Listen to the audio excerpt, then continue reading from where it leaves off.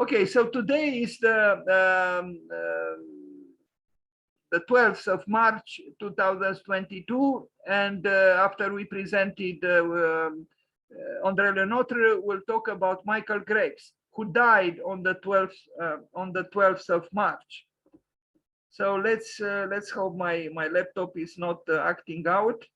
Unfortunately, I'm afraid it does, and I don't know why okay. Michael Graves, as you can see, was born in 1934 but died on March 12th, 2015, 7 years ago.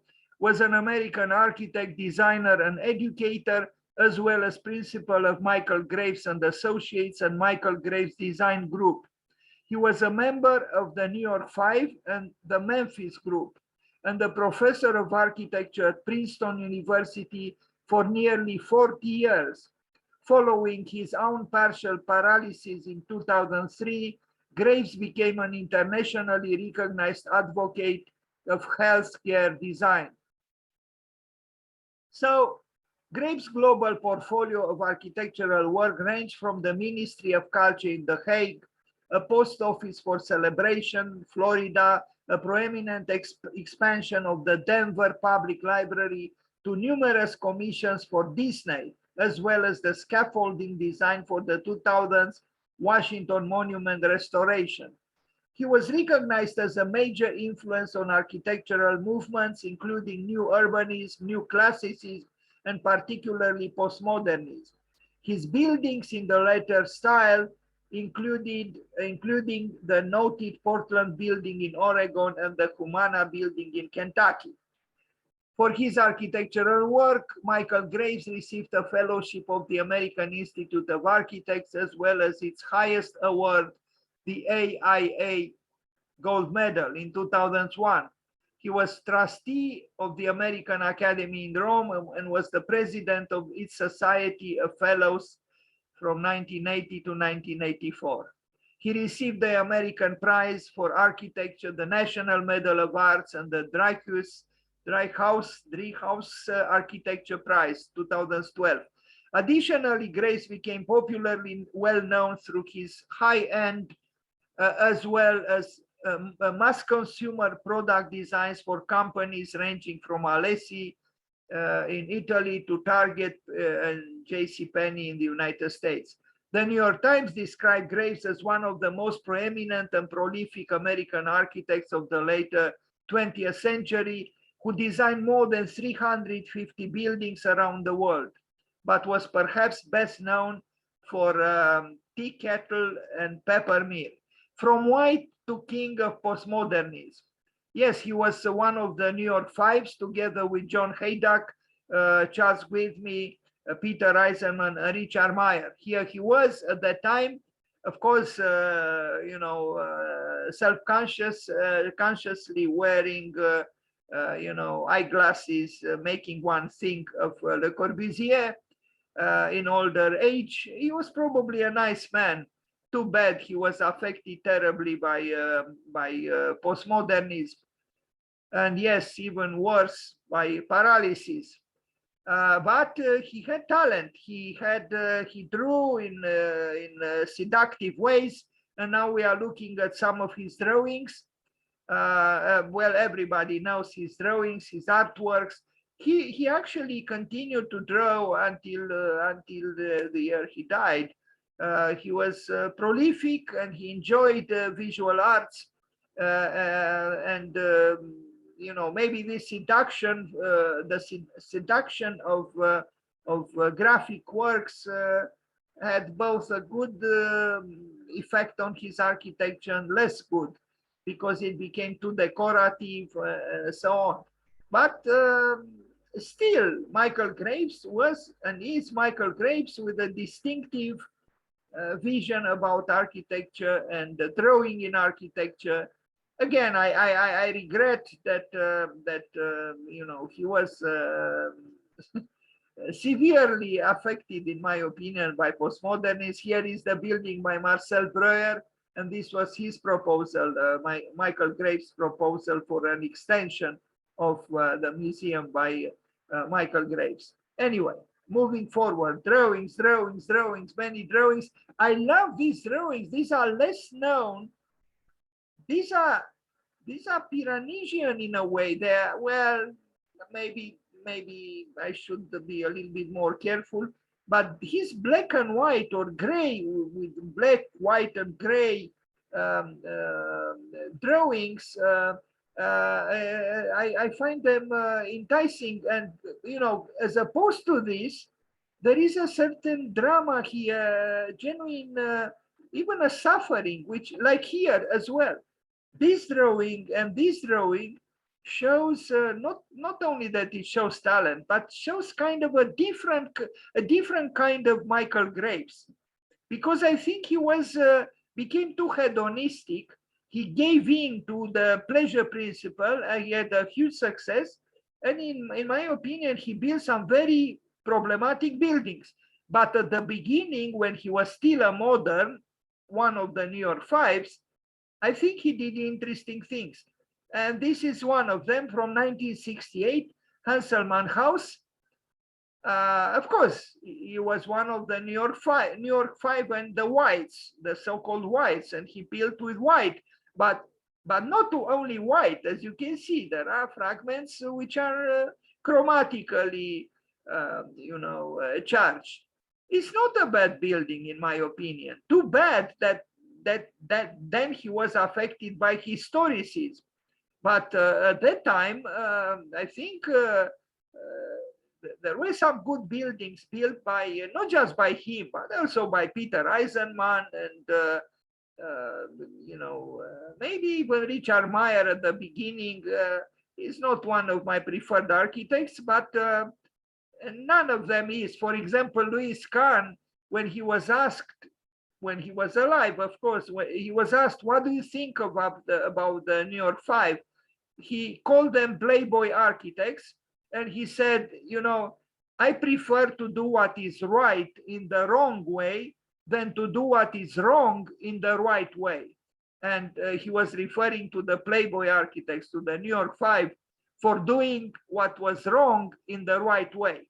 This is an interesting building from 1969, a house addition, very modern and white and, neoplasticism in a way. And then you see the old building behind. They were influenced on the East Coast by Europe, by the modernist movements of Europe. And this is shown, but it's still an architecture that is, distinctly North American. I like this beginning, the early architecture of Michael Graves. Again, a resolutely modern structure with touches of color, primary colors, and then the old building behind. Another house from 1972, Snyderman House in Fort Wayne, Indiana.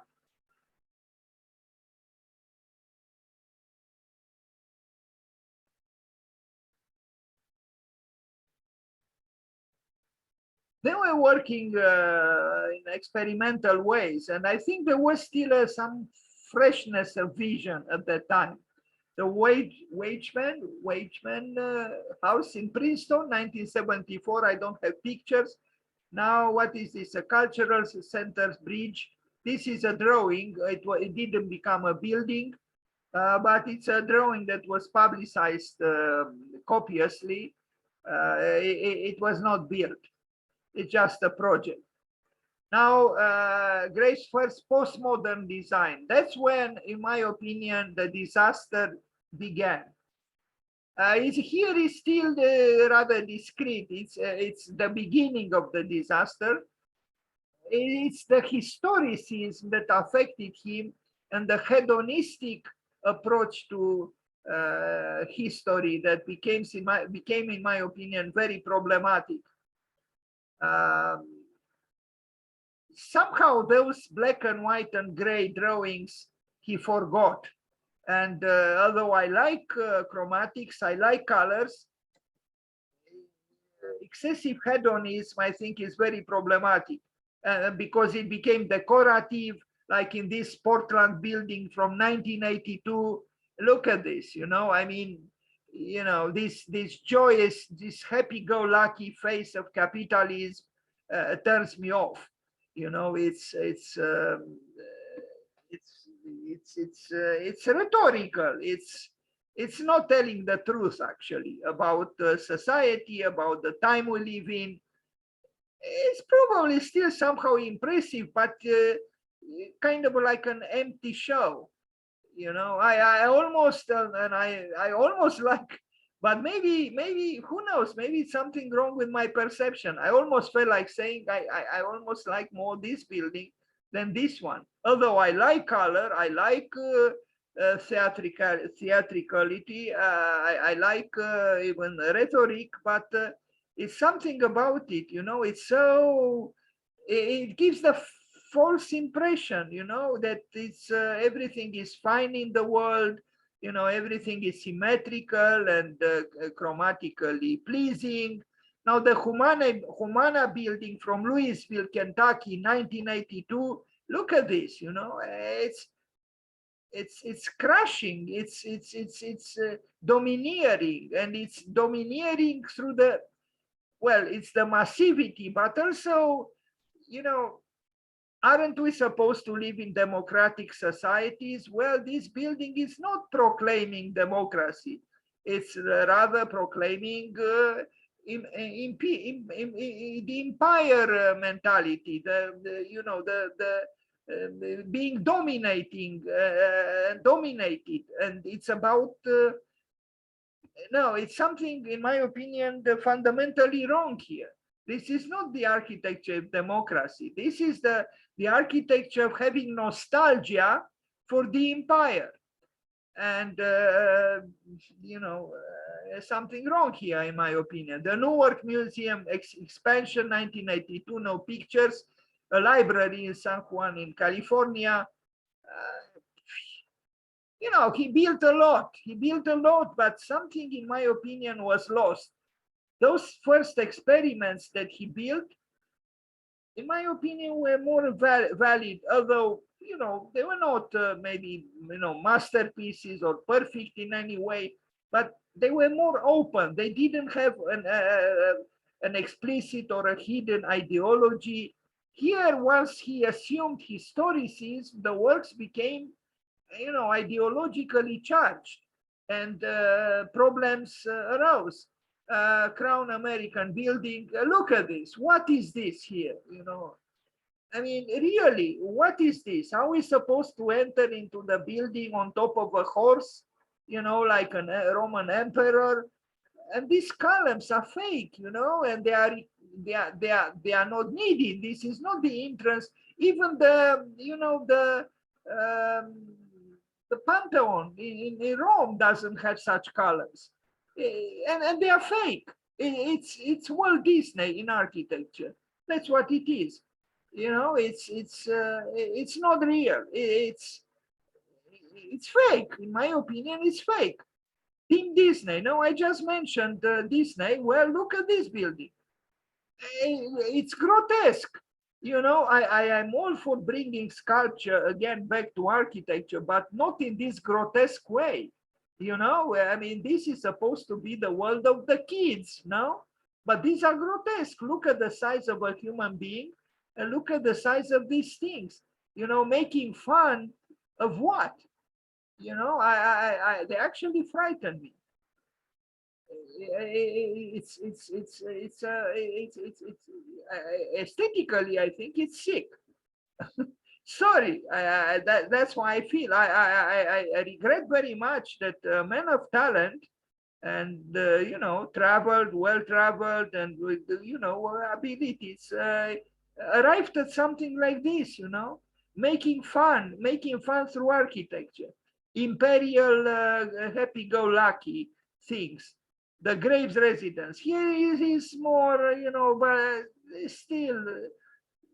It's a smaller building, but still a little bit decorative and stiff. And fortunately, there are trees. and the bushes, and this alleviates a little bit the building. There is also some asymmetry here, which is not bad.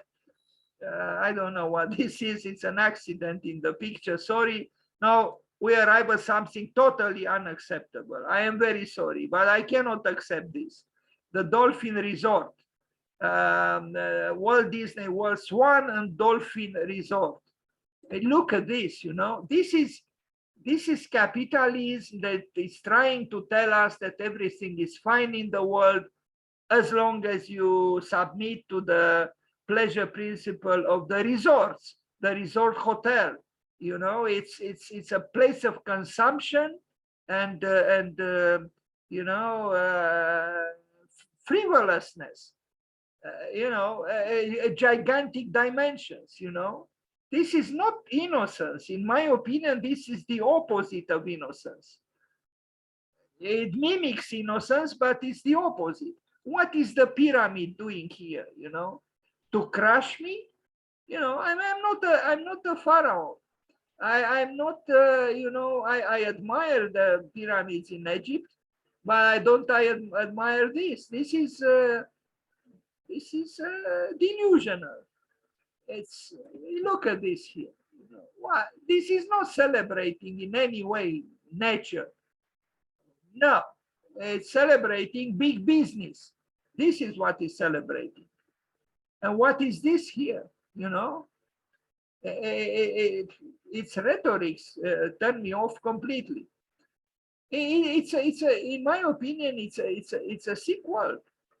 I cannot sympathize with this. I'm sorry, Mr. Michael Graves. I still pay homage to you somehow, but I have to say what I feel. Yeah, look at this. I mean, what is this? You know, this grandiose scheme, which is literally about selling and buying, about merchandising our lives, consuming, being consumed by pleasure. I would vomit. I am sorry for the strong non-academic word. I would vomit here. This is fake. It's like a fake huge birthday cake. In my opinion, it's abhorrent because it's not real. Now, Disney Hotel New York, Euro Disney Resort in Marne-la-Vallée in France. Now, why? Well, I will arrive some pictures, not yet. First, let's look at Atlanta in Georgia, the Peachtree place. Wow, you know, I wish Atlanta didn't build it. Even John Portman looks better than Michael Graves, because this is giving the wrong impression that, you know, truly historicism was fatal to Michael Graves. Denver Public Library, a drawing. In the drawing, okay, it's, you know, rather pleasant drawing, but it became a building. What is going on here at the top? You know, is this the crown of knowledge? It's what is it? I mean, its monumentality scares me. You know, it's because it's not real. This triumphalism, it's a triumphalist architecture. But what is it? What is it celebrating? Sorry about this picture from the inside.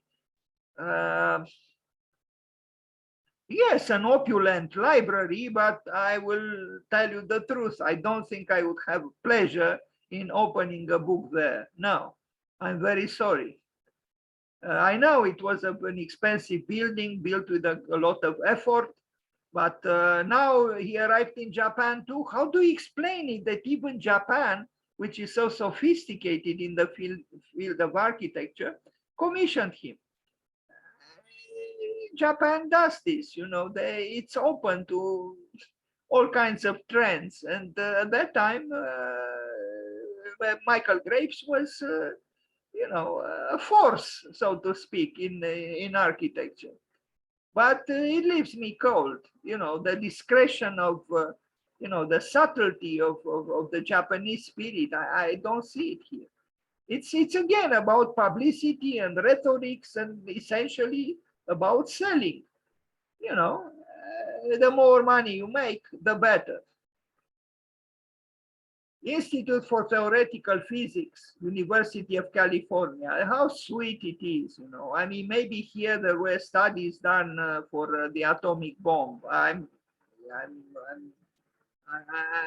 You know, is this kind of architecture properly expressing the activities of theoretical physics? I don't know. I mean, the influence of Schinkel here at Princeton on a physics building to me is questionable. The Malibu House 1990, he had imagination, he had skill, but I think his architecture is too facile. It's not profound. It's you know, everything is like a showroom, you know, and in my opinion, not in the best taste. Another town hall 1990. I go a little quickly, so you are probably tired, but we still see a large amount of his works. The engineering center in Cincinnati, Ohio. Now look at this. You know, I'm not against monumentality, but a deeply felt monumentality. This is again a stage design. You know, it's monumental. It's voluminous, it's bulky, but there is something untrue here, not genuine, in my opinion. This massivity, you know, what is he trying to say with it? Now, the Youngstown Historical Center of Youngstown, Ohio, as long as he builds small buildings, he can still be, if not uploaded, but you know, digested to an extent. But when he builds huge buildings, then the problem arises. Thomson Consumer Electronics, America's headquarters. Now, what does electricity have to do, or electronics, with this kind of architecture? But at least here he is a little bit more austere, you know, not commenting on the color, but still the historicist references are questionable. I wish he left the building as it is here and here without this, you know, triumphal interest. And Antwerp, even in Belgium, he built. Look at this, you know, this is Walt Disney in Europe. That's what it is. You know, the fake melodrama, totally without innocence. Why did the Belgians build it? It's beyond me. Really, it's beyond me. Now, maybe they have problems to rent it, space in, because I see that it's possible, and they should have problems. Another in the Netherlands, 1997, a little house. Okay, this one almost fits in the edge of a park by Notre, a little bit. You see the influence, but as long as it is small and subdued, it's okay, maybe, not more than maybe. Mr. Michael Graves, I still have the nostalgia of his early works, those experiments in white. But this one is okay, it's not too strident. Where is this? In Egypt. He had skill. This is the sad thing, you know. It is said that actually when he became a virtuoso, and talent turns against you, and this is a big problem.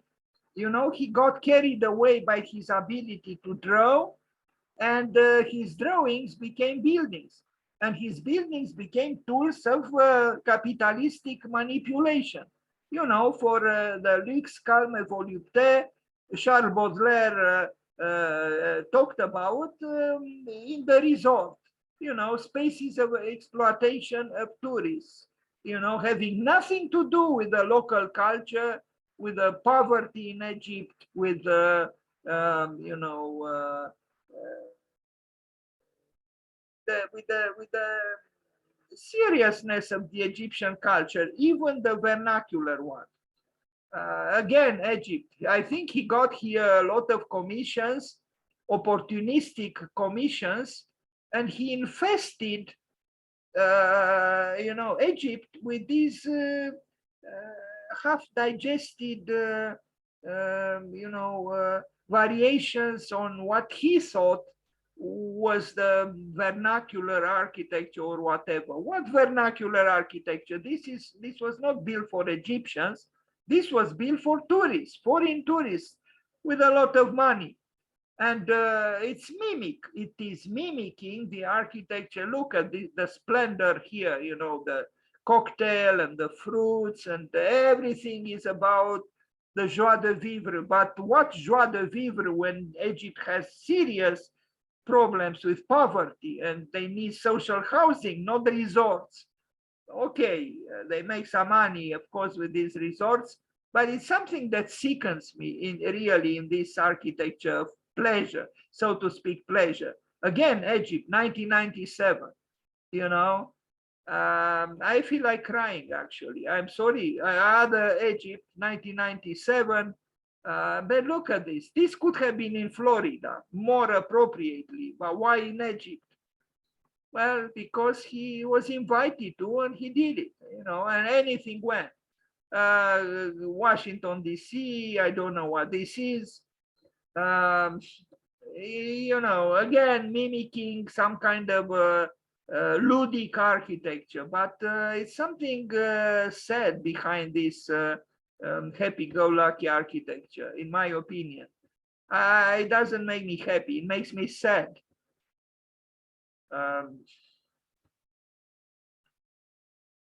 No, because this is mimicking innocence. It's not an innocent architecture.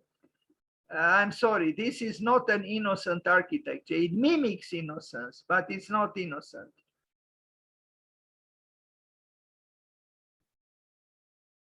A Center for the Arts in Princeton. This one is, we're approaching the end of the presentation, is more acceptable because the language, the architectural language is more modernistic, besides some, things in the corner that are a little bit different, but this is not so disturbing as what we saw previously, in my opinion, although even here there are strange things. If you have this canopy here, why do you need this huge one at the top? It's superficial. I'm very surprised that the Princeton professor does something like this. Another resort, Sentosa, Singapore. God, I mean, look here. It's the assault of the tourist industry over the world, on the world. It is an assault. It's terrible. It's immoral. In my opinion, this is an immoral architecture.